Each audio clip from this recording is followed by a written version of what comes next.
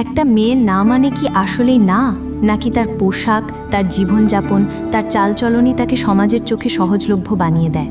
আর যদি ধর্ষণের শিকার হয়ে তার নিজের পরিবারই তার বিপক্ষে চলে যায়, তখন বিচার পাওয়া কি আদৌ সম্ভব?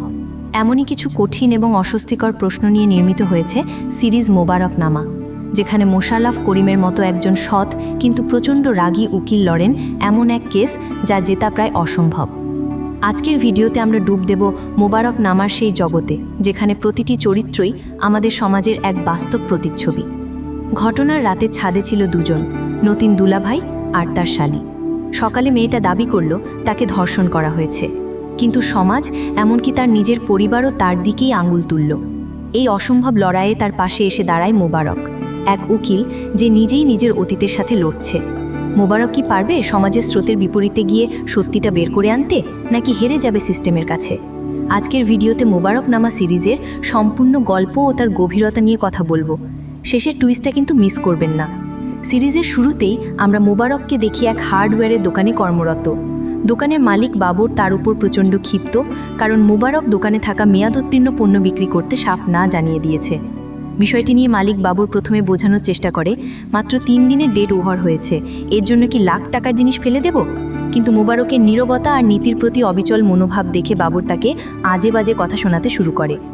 এক পর্যায়ে অপমান সহ্য করতে না পেরে মোবারকের ভেতরে চাপা ক্ষোভ বিস্ফোরিত হয়। সে শেলফ থেকে একটি তালা তুলে নিয়ে সজোরে মালিকের মুখে ছুঁড়ে মারে। মুহূর্তে তার মুখ রক্তে ভেসে যায়। এদিকে এই ঘটনার খবর মোবারকের দুলাভাইয়ের কাছে পৌঁছালে তিনি মীমাংসার জন্য দোকানে ছুটে আসেন। তিনি বাবরকে বলেন, মোবারক ছোটবেলা থেকেই কোনো ধরনের অসততা সহ্য করতে পারে না। তবুও পরিস্থিতি সামাল দিতে তিনি মোবারককে ক্ষমা চাইতে বলেন। মোবারক অনিচ্ছা সত্ত্বেও ক্ষমা চেয়ে তার এক বন্ধুকে সাথে নিয়ে বাড়ির পথ ধরে। বাড়িতে ফেরার পথে মোবারক তার স্ত্রীকে ফোন দেয়, কিন্তু সে ফোন ধরে না। বাসায় ঢুকেই জমে থাকে সমস্ত রাগ যেন স্ত্রীর ওপর গিয়ে পড়ে। সে চিৎকার করে বলে, তোমাকে তো ফোন কিনে দেওয়াই ভুল হয়েছে, ফোন দিলে তো ধরোই না, তাহলে রেখে লাভ কি, ফেলে দাও। এই ঘটনাটি পরিষ্কার করে দেয়, মোবারক নীতির প্রশ্নে যতটা দৃঢ়, ঠিক ততটাই সে তার রাগের কাছে অসহায়। তার মেজাজ অত্যন্ত চড়া। ঘরে ফিরে মোবারকের প্রথম প্রশ্ন, ভাত আছে? স্ত্রীর উত্তর আসে, ভাত তো নেই, এক্ষুনি বসিয়ে দিচ্ছি। এই সাধারণ উত্তরেই মোবারকের মেজাজ সপ্তমে চড়ে। ব্যথায় কপাল কুঁচকে বলে, আমার গ্যাস্ট্রিকের ব্যথা বাড়ছে। তার স্ত্রী উদ্বিগ্ন হয়ে বলে, তাহলে ভাত খেও না, ব্যথা আরও বাড়বে, আমি পেঁপে কেটে দিচ্ছি। স্ত্রীর এই যুক্তিসঙ্গত কথায় মোবারক আরও জ্বলে ওঠে। বন্ধুর দিকে তাকিয়ে ব্যঙ্গ করে বলে, একটা কাজ কর, ওকে একটা ডাক্তারের চেম্বার খুলে দে। মোবারকের এমন আচরণে অবাক হয়ে তার স্ত্রী বন্ধুকে আড়ালে ডেকে জিজ্ঞেস করে, কি হয়েছে আসলে? বন্ধুটি তখন বাবরের সাথে ঘটে যাওয়া পুরো ঘটনাটা খুলে বলে। পরে ছাদে বসে বন্ধুটি মোবারককে বোঝানোর চেষ্টা করে। সে বলে, শোন, এই দুনিয়ায় বাবা, মা আর বস, এই 3টে জিনিস পছন্দ করার কোনো সুযোগ নেই। কপালে যা জোটে তা নিয়েই চলতে হয়। বস যতই মূর্খ বা অশিক্ষিত হোক, মনে রাখবি, বস ইজ অলওয়েজ রাইট। এই আপোষকামী দর্শন শুনে মোবারক বন্ধুর ওপর ধুমকে ওঠে। বন্ধুটি তাকে মাথা ঠান্ডা করার পরামর্শ দিয়ে বিদায় নিতে দরজার দিকে এগোতেই কলিং বেল বেজে ওঠে। দরজা খুলতেই দেখা যায় সাহায্য প্রার্থী এক তরুণ আর এক তরুণী দাঁড়িয়ে। মোবারক খেতে খেতে তাদের সমস্যার কথা শুনতে থাকে। বিল্টু নামে তরুণটি বলতে শুরু করলে গল্প চলে যায় ফ্ল্যাশব্যাকে। দৃশ্যপট বদলায়। বিল্টুর সাথে আসা মেয়েটির নাম সুরাইয়া। গল্পের শুরু তার বড় বোন আবিদার বিয়ের পরদিন সকাল থেকে। আবিদার স্বামী রোমান এবং বিল্টু একসাথে বাজারে গিয়েছিল। বাজার থেকে ফিরে তারা দেখে আবিদা তার ছোট বোন সুরাইয়ার ঘরের দরজায় দাঁড়িয়ে অনবরত নক করছে তাকে ঘুম থেকে ওঠানোর জন্য। ভেতর থেকে কোনো সাড়া না পেয়ে তারা দুজনেই উদ্বিগ্ন হয়ে পড়ে, সমানে দরজায় ধাক্কা দিতে থাকে আর সুরাইয়ার ফোনে কল করতে থাকে। দীর্ঘক্ষণ এই উৎকণ্ঠার পর অবশেষে ভেতর থেকে দরজা খুলে বিধ্বস্ত চেহারার সুরাইয়া। দরজা খুলেই বড় বোন আবিদার দিকে তাকিয়ে ভেঙে পড়া গলায় সে যে শব্দটি উচ্চারণ করে, তা যেন পুরো বাড়িকে স্তব্ধ করে দেয়। তোর জামাই আমাকে রেপ করেছে। কথাটা যেন একটা বজ্রপাতের মতো নেমে আসে। কিন্তু সবাইকে হতভাগ করে দিয়ে সুরাইয়ার মা হঠাৎ অগ্নিমূর্তি ধারণ করেন। মেয়ের পাশে না দাঁড়িয়ে তিনি তাকেই অবিরাম গালিগালাজার নাড়তে শুরু করেন। চিৎকার করে বলতে থাকেন, তোর জন্য আমি আর কতবার মান সম্মান হারাবো? তোর জন্য পঞ্চায়েতের লোকজনের কাছে মুখ দেখাতে পারি না। আমার আপন ভাইয়ের সাথে সম্পর্ক শেষ, তোকে আমি আজ ত্যায্য করলাম। এই বলে তিনি অসহায় সুরাইয়ার একটিও কথা না বিশ্বাস করে তাকে মারতে মারতে বাড়ি থেকে বের করে দেন। ফ্ল্যাশব্যাক শেষে স্তব্ধ হয়ে বসে থাকে মোবারক। কিছুক্ষণ পর শান্ত কিন্তু কঠিন গলায় সে জিজ্ঞেস করে তার কাছে তারা কি চায়। সুরাইয়া জানায় সে তার দুলাভাইয়ের নামে মামলা করতে চায় এবং মুবারককে তাদের আইনজীবী হিসেবে পেতে চায়। মুবারক সাফ জানিয়ে দেয়, আমি ওকালতি ছেড়ে দিয়েছি, এই কেস আমি লড়তে পারবো না। বিল্টু বারবার অনুরোধ করলেও সে তার নির্দিষ্ট থাকে, শেষে তাদের ধমক দিয়ে চলে যেতে বলে। এর পরের দৃশ্য এক অন্য আইনজীবীর চেম্বারে। লোকটি খেতে খেতে গা ছাড়া ভঙ্গিতে কথা বলছিল। সে তাদের বুঝিয়ে দেয় যে এই কেস জেতা প্রায় অসম্ভব। তার মতে কয়েকটি বিষয় মামলার বিপক্ষে যাবে। 1, ধর্ষণের পর সুরাইয়া গোসল করে ফেলায় প্রমাণ নষ্ট হয়েছে। 2, ঘটনার সময় সে মদ্যপা অবস্থায় ছিল। সবচেয়ে বড় সমস্যা হলো সুরাইয়ার নিজের পরিবারই, অর্থাৎ মা, বোন। আসামির পক্ষে তার সমর্থনে কেউ নেই। এইসব কথাগুলো লোকটি হাসতে হাসতে বলছিল, যা তার বিবেকহীনতারই পরিচয় দেয়। তার এই নেতিবাচক এবং অপমানজনক আচরণ সহ্য করতে না পেরে সুরাইয়া সেখান থেকে উঠে চলে যায়। অন্যদিকে আবিদার শাশুড়ি তার মায়ের বাসায় এসে চূড়ান্ত কথা শুনিয়ে দেয়। রোমানের ওপর ধর্ষণের মতো গুরুতর অভিযোগ আনার কারণে তারা এই পরিবারের সাথে আর কোনো সম্পর্ক রাখতে চায় না। তাদের সম্মানহানি হয়েছে, তাই খুব দ্রুতই রোমান ও আবিদার ডিভোর্স করিয়ে দিতে চায়।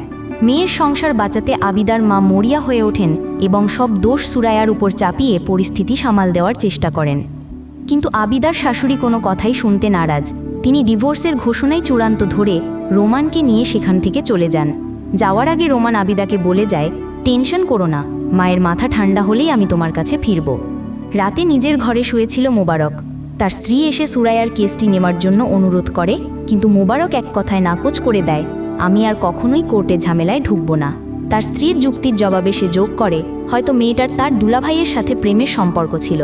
সবকিছু মিলিয়ে সে স্পষ্ট জানিয়ে দেয় এই কেস সে নেবে না। অন্যদিকে ফোন আসে সুরাইয়ার মায়ের, কিন্তু সান্ত্বনার বদলে ভেসে আসে কঠোর নির্দেশ।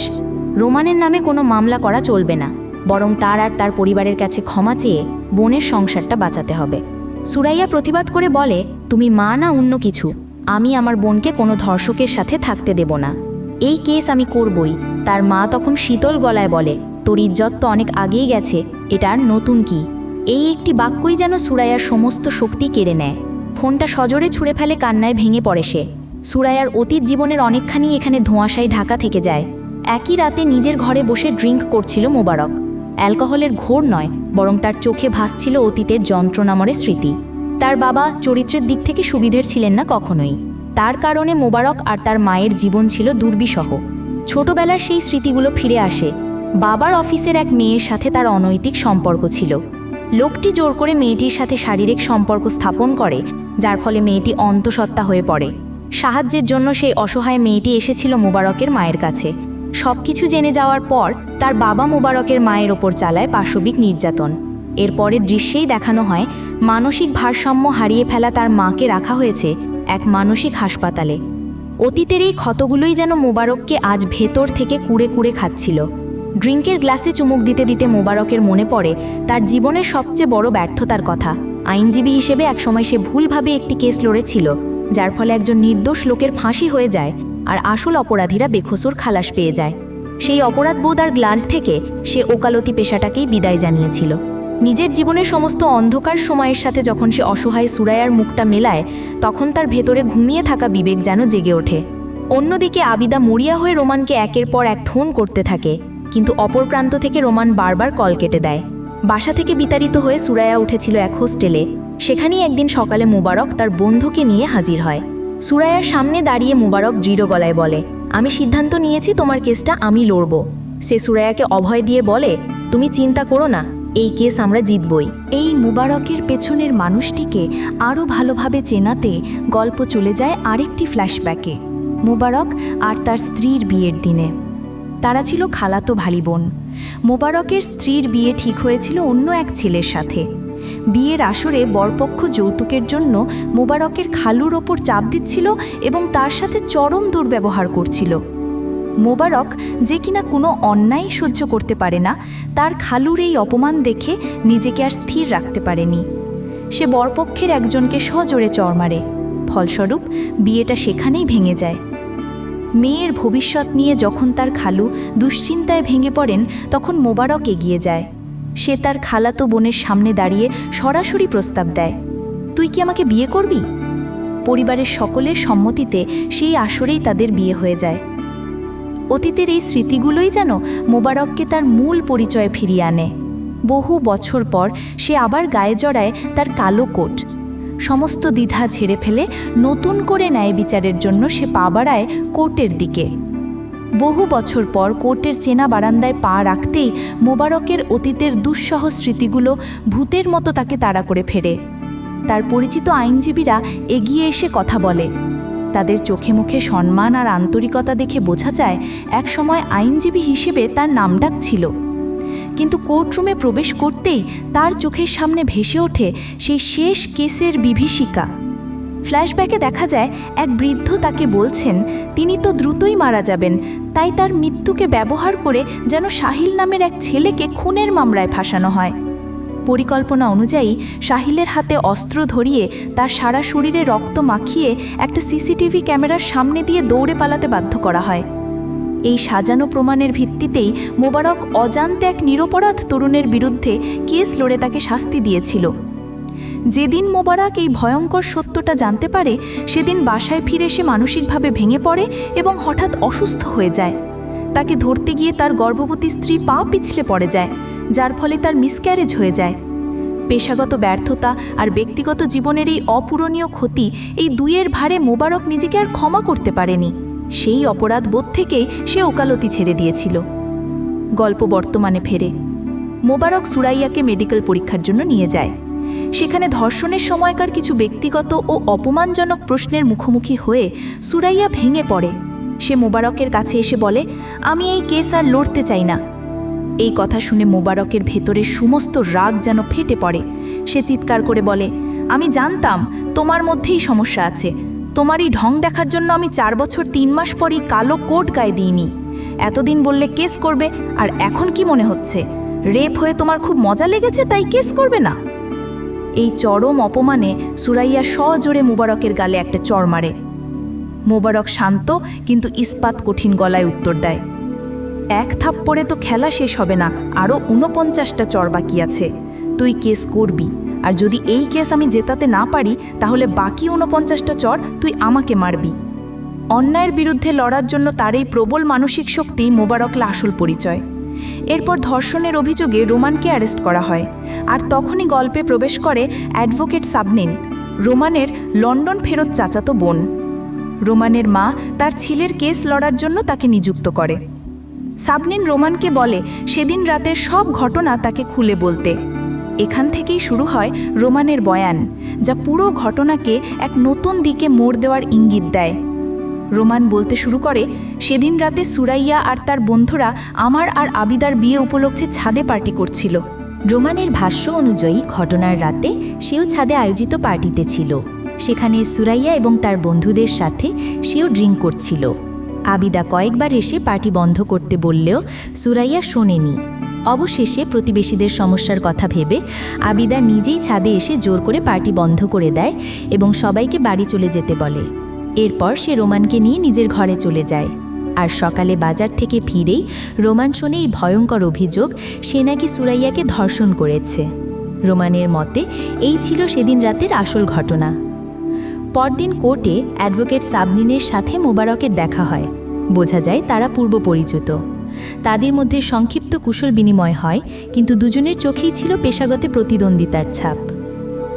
সুরাইয়া বনাম রোমানের কেস শুরু হয়। শুনানির শুরুতেই রোমানের আইনজীবী সাবনিন অত্যন্ত দক্ষতার সাথে রোমান এবং তার পরিবারের ইতিবাচক দিকগুলো তুলে ধরেন। তিনি বলেন, মাই লর্ড, রোমান এক সম্ভ্রান্ত পরিবারের সন্তান। সে নিজ যোগ্যতায় ব্যবসায় প্রতিষ্ঠিত এবং সমাজে তার যথেষ্ট সম্মান রয়েছে। এরপর তিনি মামলার দুর্বল দিকগুলো তুলে ধরে বলেন, অন্যদিকে অভিযোগকারী সুরাইয়া ঘটনার সময় মদ্যপ অবস্থায় ছিল এবং এই অভিযোগের কোনো বৈজ্ঞানিক প্রমাণ বা প্রত্যক্ষদর্শী সাক্ষী নেই। এই যুক্তি দেখিয়ে তিনি বিচারকের কাছে রোমানের জামিনের আবেদন করেন, কিন্তু বিচারক জামিন নামঞ্জুর করেন। এরপর সাবনিন তার প্রথম চাল চালেন। তিনি সুরাইয়ার বন্ধু বিল্টুকে সাক্ষী হিসেবে কাঠগড়ায় ডাকেন। তাকে সরাসরি প্রশ্ন করা হয়, এটা কি সত্যি যে সুরাইয়া ধর্ষণের অভিযোগ তোলার সাথে সাথেই তার মা তাকে ত্যায্য করে বাড়ি থেকে বের করে দিয়েছেন? বিল্টু দ্বিধা নিয়ে উত্তর দেয়, হ্যাঁ, ঘটনাটি সত্যি।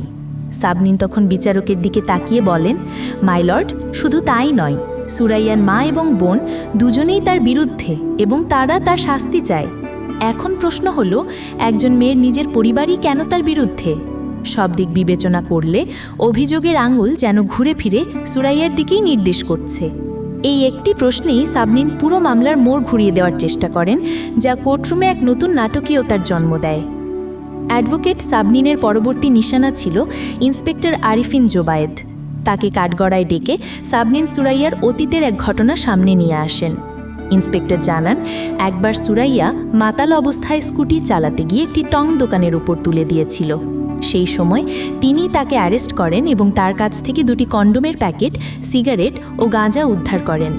ইন্সপেক্টর যখন এই কথাগুলো বলছিলেন, মোবারক কয়েকবার এর প্রতিবাদ করতে চেষ্টা করে, কিন্তু বিচারক তাকে থামিয়ে দেন। পুরো কোর্টরুমের সামনে সুরাইয়ার চরিত্রকে কলঙ্কিত করার এই চেষ্টা অসহায়ভাবে দেখতে হয় তাকে। এরপর কাঠগড়ায় ডাকা হয় সুরাইয়াকে। সাবনিন সরাসরি তাকে প্রশ্ন করেন, আপনার কাছে কন্ডোমের প্যাকেট কেন ছিল? সুরাইয়া অকপটে উত্তর দেয়, আমার বয়ফ্রেন্ডের কন্ডোম কিনতে লজ্জা লাগতো, তাই আমি কিনতাম। এবার সাবনিন তার সবচেয়ে মারাত্মক আঘাতটি হানেন।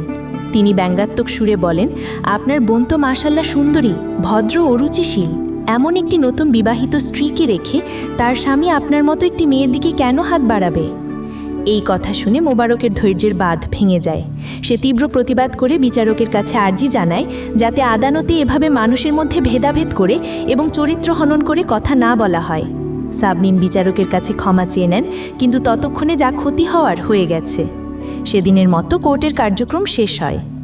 কোর্ট থেকে বেরিয়ে মোবারকের মাথায় ঘুরছিল একটাই চিন্তা, সুরাইয়ার অতীত। সে বিল্টুর কাছে জানতে চায় সেই পঞ্চায়েতের ঘটনাটি সম্পর্কে, যেখানে এলাকার একজন মুরব্বি সুরাইয়ার নামে নালিশ ঠুকেছিল। এই মামলার গভীরে যেতে হলে সুরাইয়ার অতীতকে জানাটা যে জরুরি তা মোবারক বুঝতে পারছিল। বিল্টু তখন দ্বিধা ঝেড়ে ফেলে পুরো ঘটনাটি খুলে বলতে শুরু করে। একদিন সুরাইয়া এবং তার বন্ধুরা মিলে বিরিয়ানি পার্টির পরিকল্পনা করেছিল, কিন্তু শেষ মুহূর্তে সবাই ব্যস্ত হয়ে পড়ায় পার্টি বাতিল হয়ে যায়। তবে সুরাইয়া, যার চরিত্রে জেদের ছোঁয়া প্রবল, সেই সিদ্ধান্ত মানতে নারাজ। শেষ পর্যন্ত সে বিল্টুকে নিয়েই বিরিয়ানি খেতে চলে যায়। খাওয়া শেষে তারা এক ব্রিজের নিচে বসে গাঁজার ধোঁয়ায় বন্ধ হয়ে যায়। নেশার ঘোরে যখন তারা নিজেদের জগতে মগ্ন, তখনই পাশের এক কাঠের দোকানের ম্যানেজার তাদের দেখে ফেলে এবং চিৎকার শুরু করে। নেশাগ্রস্ত সুরাইয়া হিতাহিত জ্ঞান হারিয়ে লোকটিকে ধাক্কা দিয়ে বসে। আর এই সুযোগেই ম্যানেজার আশপাশের লোক জড়ো করে ঘটনাটিকে ফুলিয়ে ভাপিয়ে বলতে থাকে যে সে নাকি সুরাইয়ার বিল্টুকে আপত্তিকর অবস্থায় দেখেছে। দুর্ভাগ্যবশত ভিড়ের মধ্যে সুরাইয়ার মহল্লার একজন মুরব্বী ছিলেন, যিনি এই মিথ্যা ঘটনাটিকেই সত্যি ধরে নিয়ে পঞ্চায়েতে নালিশ ঠুকে দেন। আদালতের পরের তারিখে উকিল সাবনিন তার তুরুপের তাসটি চালেন। তিনি সেই মুরব্বিকেই সাক্ষী হিসেবে কাঠগড়ায় ডাকেন। মুরব্বি যেন সুরাইয়ার চরিত্রকে ছিন্ন ভিন্ন করে দেওয়ার জন্যই এসেছিলেন। তিনি বলতে শুরু করেন, মেয়েটা মদ গাঁজা সবই খায়, খারাপ ছেলেদের সাথে তার ওঠা বসা। এখানেই না থেমে তিনি যোগ করেন, ওর নিজের মামাতো ভাই সাকিবের সাথেও অবৈধ সম্পর্ক ছিল, যার জন্য ওকে একবার অ্যাবর্শনও করাতে হয়েছে। এই বিষাক্ত অভিযোগগুলো যখন কোর্টরুমে ছড়ানো হচ্ছিল, তখন মোবারক ঘুরে দাঁড়ায়। সে বিচারকের অনুমতি নিয়ে শান্ত কিন্তু ধারালো গলায় মুরব্বিকে একটিই প্রশ্ন করে, সুরাইয়ার যে ছেলেদের সাথে অবৈধ সম্পর্ক ছিল, সেটা কি আপনি নিজের চোখে দেখেছেন? এই একটি প্রশ্নই যেন পুরো বিতর্কের মোড় ঘুরিয়ে দেওয়ার জন্য যথেষ্ট ছিল। মুরব্বি আত্মবিশ্বাসের সাথেই উত্তর দেন, না, নিজের চোখে দেখিনি, কিন্তু ঘটনা সত্যি। মোবারক এবার তার দিকে ঝুঁকে এসে শান্ত কিন্তু বিদ্ধ করার মতো গলায় বলে, আচ্ছা, আপনার বিষয়েও তো একটা কথা শোনা যায়, আপনার বাসায় নাকি কোনো কাজের মহিলা টেকে না, আপনি নাকি তাদের সাথে দুষ্ট প্রেমিকের মতো আচরণ করেন। মুরব্বি রেগে গিয়ে চিৎকার করে ওঠেন, এসব ডাহা মিথ্যা কথা, কেউ কি এসব নিজ চোখে দেখেছে? মোবারক তখন বিচারকের দিকে তাকিয়ে শান্তভাবে বলে, মাই লর্ড, আমার পয়েন্ট এখানেই। কেউ কারো ঘরের 4 দেওয়ালের ভেতরে ঢুকে দেখে না সত্যিটা কি। সবাই শুধু নিজের মতো করে গল্প ছড়ায়, সেটা সত্যি হোক বা মিথ্যা। মুবারকের এই এক চালেই মুরব্বির সব অভিযোগ মুহূর্তেই ভিত্তিহীন হয়ে পড়ে। অ্যাডভোকেট সাবরিন বুঝতে পারে এই পথে এগোনো যাবে না, তাই সে সরাসরি ঘটনার রাতের প্রসঙ্গে ফিরে এসে সুরাইয়াকে পাই টু পাই সবটা খুলে বলতে বলে। সুরাইয়া বলতে শুরু করে, সেদিন রাতে পার্টি শেষে ছাদটা প্রায় জনশূন্য ছিল, শুধু আমিই একা ছিলাম। রোমান ভুলে ওর ফোনটা রেখে গিয়েছিল, সেটা নিতে ফিরে আসে। দুজনেই মাতাল অবস্থায় ছিলাম, তবে আমি একটু বেশি। একটু থেমে সুরাইয়া বলে, আমি ওকে বলেছিলাম, ছেলেরা কি অদ্ভুত তাই না, প্রেম করে আমার মতো মেয়েদের সাথে আর সংসার করার জন্য খোঁজে আমার বোনের মতো কাউকে। তখন রোমান বলে, আমি কিন্তু তোমাকে সত্যিই ভালোবাসি। হ্যাঁ, আবিদাকে ভালোবাসি, কিন্তু তোমাকেও ভালোবাসি। এই ভালোবাসি বলতে বলতেই যখন রোমান আমাকে চুমু খেতে যায়, আমি সজোরে ওকে ধাক্কা দিই। ভারসাম্য রাখতে না পেরে ও ছিটকে গিয়ে একটা চেয়ারের উপর পড়ে, আর তখনই ওর হাতের একটা জায়গায় কেটে যায়। এই ধাক্কায় রোমানের ভালোবাসার মুখোশটা যেন খসে পড়ে। রাগে তার চোখ মুখ হিংস্র হয়ে ওঠে। সে সুরাইয়ার মুখটা শক্ত করে ধরে কাটা জায়গাটা দেখিয়ে বলে, দেখো, আমি ব্যথা পেয়েছি, রক্ত বের হচ্ছে।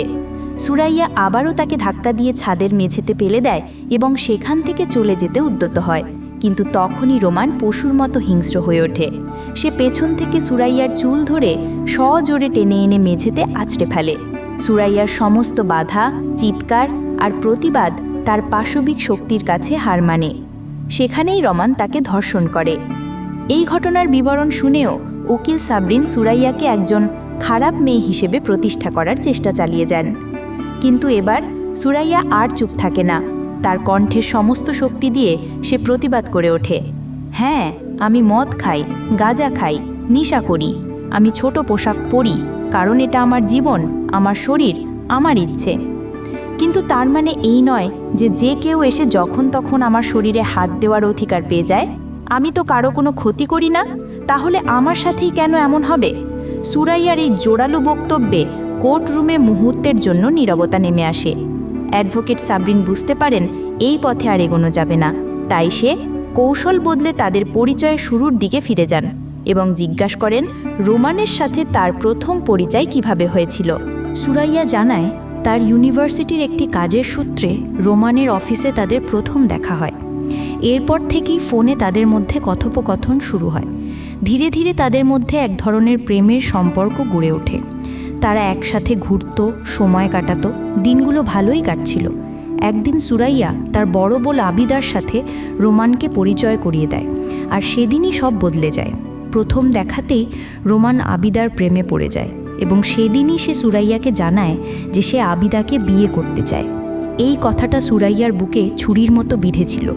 সে রোমানকে ভালোবেসে ফেলেছিল, কিন্তু বোনের কথা ভেবে নিজের কষ্টটা সে নীরবে হজম করে নেয়। কোর্টে এই আবেগঘন স্বীকারোক্তির পরেও অ্যাডভোকেট সাবরিন সুরাইয়ার চরিত্র হননের চেষ্টা চালিয়ে যান। তিনি এবার সাক্ষী হিসেবে এমন একজন বৃদ্ধকে ডাকেন যিনি সুরাইয়ার বিরুদ্ধে এক অদ্ভুত অভিযোগ তোলেন। বৃদ্ধ লোকটি বলেন, একদিন সন্ধ্যার সময় আমি রাস্তা দিয়ে যাচ্ছিলাম, চোখে কম দেখি, তাই ভুল করে সুরাইয়ার সাথে ধাক্কা লেগে যায়, আর এতেই সে রেগে গিয়ে রাস্তার মাঝখানে আমার লুঙ্গি টেনে খুলে ফেলে আর চিৎকার করে বলে, মেয়ে দেখলেই কি আপনাদের মাথা ঠিক থাকে না? এরপর লোকটি বিচারকের কাছে সুরাইয়ার কঠোর শাস্তির দাবি জানান। এই ঘটনাকে পুঁজি করে সাবরিন তার চূড়ান্ত যুক্তিটি পেশ করেন। তিনি বিচারকের দিকে তাকিয়ে বলেন, ইয়র অনার, দেখুন, এই বয়স্ক লোকটির সম্মতির কথা কিন্তু কেউ বলছে না। আমরা প্রায়ই শুধু নারীদের সম্মতির দিকেই নজর দিই, কিন্তু সম্মতি নারী পুরুষ উভয়ের জন্যই সমান গুরুত্বপূর্ণ। এই বিষয়টি আমাদের ভুলে গেলে চলবে না। সাবরিনের এই যুক্তিতে মামলার মোড় যেন আরও একবার ঘুরে যাওয়ার উপক্রম হয়। সুরাইয়া তখন আবেগাপ্লুত হয়ে বলে, ছোটবেলা থেকেই আমার সাথে মায়ের সম্পর্ক ভালো ছিল না। আমার বড় বোন আবিদাই সবসময় আমার পাশে থেকেছে। আমি চাই না আমার বোনের জীবনটা একটা ধর্ষকের সাথে কাটুক।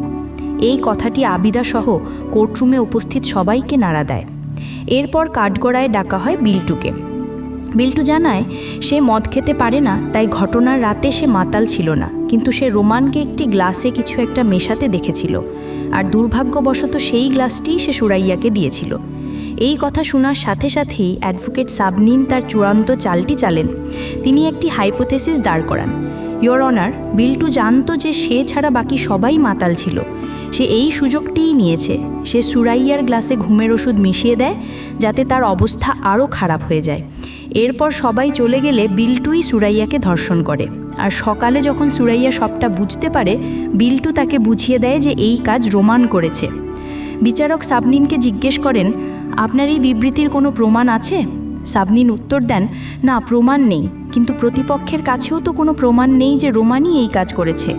ঠিক তখনই মোবারক উঠে দাঁড়ায়। সে শান্ত কিন্তু দৃঢ় গলায় বলে, প্রমাণ আছে ইওর অনার। সেদিন রাতে বিল্টু আবিদা এবং রোমানের পেছনই ছাদ থেকে নিচে নেমেছিল। বিল্টু বাসা থেকে বেরিয়ে যাওয়ার পর আবিদা নিজেই ভেতর থেকে গেটে তালা লাগিয়ে দেয়। বিল্টু যে সেই রাতে সুরাইয়ার সাথে ছিল না তার অ্যালিবাই বা অকাট্য প্রমাণ আবিদার নিজে। সুতরাং অ্যাডভোকেট সাবনিনের এই হাইপোথেসিস পুরোটাই ভিত্তিহীন। মোবারকের এই চালে সাবনিনের পুরো যুক্তি তাসের ঘরের মতো ভেঙে পড়ে। মোবারক তখন বিচারকের কাছে মামলার পক্ষে অকাট্য প্রমাণ জোগাড় করার জন্য কিছু সময় চেয়ে নেয়। বিচারক সব দিক বিবেচনা করে রোমানকে জামিন দিয়ে দেন এবং আগামী মাসের 3 তারিখে পরবর্তী শুনানির দিন ধার্য করেন। সেদিনের মতো কোর্টের কার্যক্রম শেষ হয় আর রোমান জেল থেকে ছাড়া পেয়ে বেরিয়ে আসে। জামিনে ছাড়া পেয়ে রোমান তার পরিবারের সাথে খেতে বসে। তখন অ্যাডভোকেট সাবনিন তাকে বলে, তোর কপাল ভালো যে মোবারক তার আগের ফর্মে নেই। সে এতটাই ভালো আইনজীবী যে ফর্মে থাকলে তোকে জেল থেকে বের করা কখনোই সম্ভব হতো না। অন্যদিকে মোবারক যায় সুরাইয়ার মায়ের বাসায় আবিদার সাথে কথা বলার জন্য। সে যখন ভেতরে প্রবেশ করে তখন দেখতে পায় তাদের বাসার কাজের মহিলাটি বারবার সুরাইয়ার মাকে বলছে, আমাকে ছেড়ে দেন, আমার আর এখানে কাজ করতে ভালো লাগছে না। কিন্তু সুরাইয়ার মা তাকে জোর করে আটকে রাখছেন। এই দৃশ্যটি মোবারকের মনে খটকা তৈরি করে। কথা শেষ করে মোবারক বাড়ির বাইরে এসে এক চায়ের দোকানে বসে। ঠিক তখন এসে দেখে সেই কাজের মহিলাটি বাসা থেকে বেরিয়ে আসছে। মোবারক তাকে ডেকে বলে, আপনি তো সুরাইয়াকে ছোটবেলা থেকে দেখেছেন। আমি জানি আপনি চান মেয়েটা বিচার পাক। আসল ঘটনাটা কি তা আপনি নিশ্চয়ই জানেন, আমাকে বলুন। মহিলাটি ভয়ে আশেপাশে তাকাতে থাকে। মোবারক তাকে আশ্বস্ত করে বলে, এখানে কেউ নেই, আপনি নির্ভয়ে বলুন। এরপর মোবারক তার কাছ থেকে সবটা মনোযোগ দিয়ে শুনে নেয়। পরের দিনগুলো মোবারক কেসটি নিয়ে গভীর বিশ্লেষণে ডুবে যায়। সে রোমানের অতীত, তার চরিত্র এবং পরিচিত মানুষদের সাথে কথা বলে সময় কাটাতে থাকে, যেন একটি জটিল ধাঁধার সমাধান খুঁজছে। অবশেষে আসে সেই বহু প্রতীক্ষিত শুনানির দিন। মোবারক আজ যেন এক অন্য মানুষ। তার চোখে মুখে এক অদ্ভুত আত্মবিশ্বাস। সে তার বক্তব্য শুরু করে প্রথমেই সাবনিনের দিকে তাকিয়ে, আপনার মরিশাসে ঘুরতে যাওয়ার কিছু ছবি দেখলাম, আমার খুব ভালো লেগেছে। কিন্তু দেখলাম কমেন্ট বক্সে আপনার পোশাক নিয়ে মানুষজন খুব বাজে কথা বলেছে। এই অপ্রত্যাশিত ব্যক্তিগত আক্রমণে সাবনিন সহ পুরো কোর্টরুম হতবাক হয়ে যায়। মোবারকের এই অদ্ভুত চালের পেছনে কী উদ্দেশ্য তা কেউই বুঝতে পারে না। সাবনিন কিছুটা বিরক্ত হয়ে উত্তর দেন, হ্যাঁ, বিষয়টা খুবই হতাশাজনক। মাঝে মাঝে মনে হয় এদের সবার নামে যদি মামলা করে দিতে পারতাম। মোবারক তখন মুচকি হেসে বলে, let's come to the point Sabnin. আপনার সেই যোগ্যতার সুযোগ আছে তাই আপনি মামলা করার কথা ভাবতে পারেন, কিন্তু যার সেই সুযোগ নেই সে এসব টিজিং আর অপমান সহ্য করতে করতে একসময় দেয়ালে পিঠ ঠেকে গেলে মরণ কামড় দেওয়া ছাড়া আর কোনো উপায় খুঁজে পায় না। মোবারক এবার সরাসরি মামলার প্রসঙ্গে ফিরে আসে। সে বলে, একইভাবে বৃদ্ধ কেরামত আলীর যখন যৌবন বিগত কিন্তু তরুণীর স্পর্শ পাওয়ার আশা এখনও যায়নি, তিনি তখন সুরাইয়ার মতো তরুণীর গায়ে ইচ্ছে করে রাস্তাঘাটে ধাক্কা দিয়ে বসেন। আর ওদিকে সুরাইয়া, যার পিঠ দেয়ালে ঠেকে আছে, সে তখন লোকটাকে শিক্ষা দেওয়ার জন্য রাস্তায় তাকে উলঙ্গ করে ফেলে। এই লোকগুলো চায় নারীরা সবসময় মাথা নিচু করে চলবে, কিন্তু যখনই সুরাইয়ার মতো কেউ প্রতিবাদী হয় তখনই তার চরিত্রে চরিত্রহীনার দাগ লাগিয়ে দেওয়া হয়। সুরাইয়ার সাথেও ঠিক এটাই ঘটেছে। এই শক্তিশালী বক্তব্যের পর মোবারক তার তুরুপের প্রথম তাসটি চালেন। সে কোর্টে সুরাইয়ার একটি মেডিকেল রিপোর্ট পেশ করে, যেখানে স্পষ্ট লেখা সুরাইয়ার অ্যাবর্শন হওয়া তো দূরের কথা, সে জীবনে কোনোদিন গর্ভবতীই হয়নি। এই একটি প্রমাণই যেন পুরো মামলার মোড় ঘুরিয়ে দেয়। এতদিন ধরে যে গুজব ছড়ানো হয়েছিল যে মামাতো ভাই সাকিবের সাথে অবৈধ সম্পর্কের কারণেই সুরাইয়াকে অ্যাবর্শন করাতে হয়েছিল, তা মুহূর্তে মিথ্যা প্রমাণিত হয়ে যায়। কোর্টরুমে নেমে আসে পিন পতন নীরবতা। মোবারক তখন আসল ঘটনাটি উন্মোচন করে। সে বলে, আসল ঘটনা হলো সুরাইয়া তার এক অসহায় বান্ধবীকে অ্যাবর্শন করাতে সাহায্য করেছিল। মেয়েটির যাতে কোনো বিপদ না হয় এবং তার সম্মান রক্ষা তাই সেজন্য সে হাসপাতালে নিজের নাম ব্যবহার করেছিল। আর এই মহানুভবতার জন্যই সত্যিটা না জেনেই সমাজ তাকে ছিছি করেছে। এরপর মুবারক একের পর এক উদাহরণ দিয়ে প্রমাণ করার চেষ্টা করে আমাদের সমাজে নারীদের অবস্থান কতটা নাজুক। তারা ঘরে বাইরে সব জায়গায় কোনো না কোনোভাবে হয়রানির শিকার হচ্ছে। এই প্রেক্ষাপট তৈরি করার পর মুবারক তার দ্বিতীয় এবং সবচেয়ে শক্তিশালী প্রমাণটি হাজির করে। সে সাক্ষী হিসেবে কাঠগড়ায় ডাকে জিনা তারা সুপ্তি নামে রোমানের অফিসের এক সহকর্মীকে। সুপ্তি বলতে শুরু করে, রোমান প্রথম থেকেই আমার প্রতি একটু বেশি যত্নশীল ছিল। একসময় আমাদের মধ্যে একটা সম্পর্কও গড়ে ওঠে, কিন্তু আমি যখন অন্য পুরুষ সহকর্মীদের সাথে স্বাভাবিকভাবে কথা বলতাম, রোমান তখন ভয়ঙ্করভাবে রেগে যেত। সে আমার সাথে মানসিক এবং শারীরিক দুইভাবেই নির্যাতন করত। সুপ্তির এই বক্তব্যের পর মোবারক তার পরবর্তী সাক্ষী হিসেবে ডাকে রোমানের ড্রাইভার আকবর মিয়াকে। আকবর মিয়া কোর্টকে জানান, স্যার অনেকবার সুপ্তি ম্যাডামকে গাড়িতে করে বাসায় নামিয়ে দিতেন। তখন তাদের কথাবার্তা শুনেই আমি বুঝতে পেরেছিলাম যে তাদের মধ্যে একটা সম্পর্ক আছে। আর স্যার যে ম্যাডামের ওপর অত্যাচার করতেন সেটাও আমি নিজের চোখে দেখেছি। এই দুটি সাক্ষ্য রোমানের ভালো ছেলের মুখোশটা সবার সামনে ছিঁড়ে ফেলে দেয় এবং মামলার মোড় পুরোপুরি ঘুরিয়ে দেয়। রোমানকে যখন এই বিষয়ে জিজ্ঞাসা করা হয়, সে সরাসরি সবকিছু অস্বীকার করে। উল্টো সে দাবি করে সুপ্তি নাকি তার অফিস থেকে টাকা চুরি করেছিল, তাই তাকে চাকরি থেকে বের করে দেওয়া হয়েছে। এরপর মোবারক তার চূড়ান্ত সাক্ষী হিসেবে কাঠগড়ায় ডাকে আবিদাকে। সে খুব নাটকীয়ভাবে আবিদার চোখের দিকে তাকিয়ে জিজ্ঞেস করে, আবিদা, আপনি কি আমাকে কিছু বলতে চান? এই একটি প্রশ্নেই দৃশ্যপট চলে যায় ফ্ল্যাশব্যাকে। এক রাতে রোমান ঘরে বসে আবিদার কাছে আক্ষেপ করে বলছিল, ইস, যদি আমার পক্ষে একটা সাক্ষী থাকতো অথবা কোনোভাবে প্রমাণ করা যেত যে আমি এই কাজটা করিনি, তাহলে কতই না ভালো হতো। এই ধর্ষণের অভিযোগের জন্য আমি তো আমার মায়ের সামনে মুখ দেখাতে পারছি না। হঠাৎ আবিদা বলে ওঠে, হ্যাঁ, প্রমাণ তো আছে। রোমান যেন চমকে উঠে নড়ে চড়ে বসে। আবিদা বলে, আমি তো ভুলেই গিয়েছিলাম। ছাদে আজকাল কাপড় চোপড় চুরি হচ্ছিল বলে মা ছাদের দুই পাশের দেয়ালে সিসিটিভি ক্যামেরা লাগিয়েছিল। রোমান যেন হাফ সেরে বাঁচে। সে বলে, তুমি এই কথা আমাকে এখন বলছো? যাক, অনেক ধন্যবাদ। কিছুক্ষণ পর রোমান চুপি চুপি ছাদে গিয়ে ক্যামেরা খুঁজতে থাকে। ঠিক তখনই সেখানে আবিদা এসে হাজির হয়। অপ্রস্তুত রোমান নিজেকে সামলে নিয়ে বলে, আমার ঘুম আসছিল না, তাই একটু হাঁটাহাঁটি করতে এসেছিলাম। আবিদা শান্ত কিন্তু শীতল গলায় বলে, এখানে কোনো সিসিটিভি নেই। পুলিশ দেখার আগেই আমি সব সরিয়ে ফেলেছি। এই কথা শুনেই রোমানের আত্মবিশ্বাসের বাঁধ ভেঙে যায়। সে হঠাৎ করে আবিদার পা জড়িয়ে কান্নায় ভেঙে পড়ে। বলতে থাকে, আমার ভুল হয়ে গেছে, তুমি আমাকে যা শাস্তি দেবে আমি সব মাথা পেতে নেব। দয়া করে ভিডিওগুলো কাউকে দেখিও না। সে বলে, ছাদে কখনোই কোনো সিসিটিভি ছিল না। আমি শুধু সত্যিটা তোমার মুখ থেকে বের করার জন্যই এই নাটকটা সাজিয়েছিলাম। এটা শুনে রোমান স্বস্তিতে হেসে ওঠে। সে বলে, যাক, তাহলে কোনো ভিডিও নেই, কোনো প্রমাণও নেই, আর তুমি তো আর সবাইকে গিয়ে বলবে না যে তোমার স্বামী তোমার বোনকে ধর্ষণ করেছে। রোমান তখন খুশিতে আত্মহারা, কিন্তু সে জানতো না যে সিসিটিভি ক্যামেরা না থাকলেও তার এই স্বীকৃতির পুরো ঘটনাটি গোপনে ভিডিও করা হচ্ছিল। এই ভিডিওটি আদালতে দেখানো হয় এবং সব সত্য জলের মতো পরিষ্কার হয়ে যায়। মোবারক তখন বলে, এই পুরো পরিকল্পনাটা আমারই ছিল। এরপর কাঠগড়ায় ডাকা হয় সুরাইয়ার মাকে। তিনি কেঁদে কেঁদে স্বীকার করেন, সেদিন রাতে তিনি এবং তাদের বাসার কাজের মহিলাটি ছাদে গিয়েছিলেন এবং নিজের চোখে দেখেছেন রোমান সুরাইয়াকে ধর্ষণ করছে। তিনি এতদিন ধরেই ভয়ঙ্কর সত্যিটা চেপে রেখেছিলেন শুধু তার বড় মেয়ে আবিদার সংসার বাঁচানোর জন্য। মুবারক তখন এক আবেগঘন বক্তব্য দেয়। সে বলে, আমাদের চিন্তাধারা কতটা ভয়ঙ্কর দেখুন। ধর্ষণ হলেই কেন একটা মেয়ের জীবন নষ্ট হয়ে যাবে? আমরা একজন ধর্ষকের চেয়ে সমাজের মানুষকে বেশি ভয় পাই, আর এই কারণে বছরের পর বছর হাজার হাজার ধর্ষণের মামলার কোনো সুরাহা হয় না।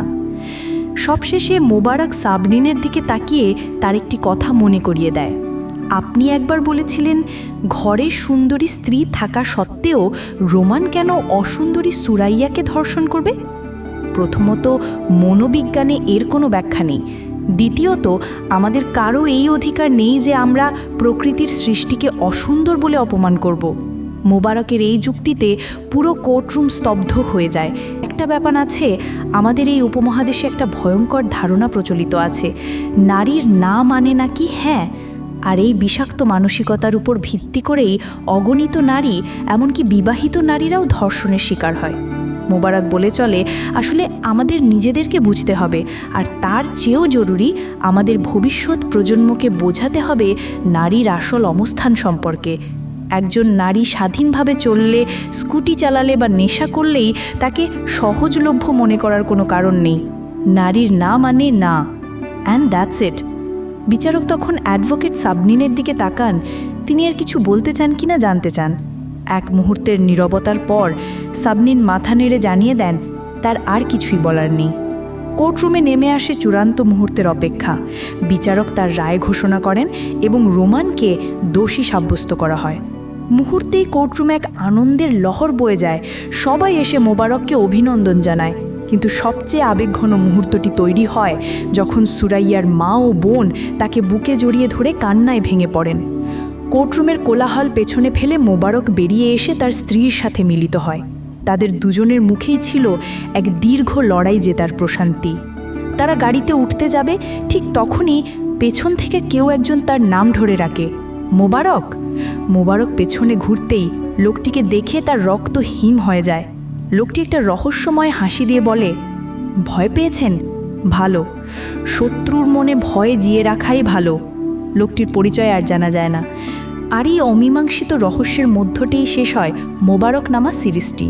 তো বন্ধুরা, সিরিজটি সম্পর্কে বলতে গেলে এটি আমার মধ্যে এক মিশ্র অনুভূতি তৈরি করেছে। কিছু জায়গায় সুরাইয়ার প্রতিবাদী আচরণকে যেমন সঠিক মনে হয়েছে, তেমনি কিছু জায়গায় তার আচরণকে বাড়াবাড়িও মনে হয়েছে। যেমন নেশা করা কোনো ইতিবাচক দিক নয় যে কাউকে যেখানে সেখানে নেশা করতে দেখলে মানুষ চুপ থাকবে। আবার একজন মেয়ে নেশা করে বলে যে তাকে ধর্ষণ করতে হবে বা সে সহজলভ্য, এই ধারণাও ভয়ঙ্কর রকমের ভুল। এই সিরিজের সবচেয়ে শক্তিশালী দিক হলো এর বাস্তবতা। এখানে যে চরিত্রগুলোকে দেখানো হয়েছে তারা ভুল হোক বা ঠিক আমাদের সমাজেরই প্রতিচ্ছবি। মোবারকের মতো নীতিবান কিন্তু ক্রোধী মানুষ, সুরাইয়ার মতো প্রতিবাদী কিন্তু বিভ্রান্ত তরুণী, রোমানের মতো মুখোশধারী অপরাধী, কিংবা সুরাইয়ার মায়ের মতো সমাজের ভয়ে নিজন বিবেককে বিসর্জন দেওয়া মানুষ, এরা সবাই আমাদের চারপাশে ছড়িয়ে আছে। তাই আমি মনে করি মোবারক নামা একটি অত্যন্ত বাস্তবসম্মত এবং সময় উপযোগী সিরিজ, যা আমাদের সমাজের অনেক কঠিন সত্যকে সাহসের সাথে তুলে ধরেছে। ধন্যবাদ।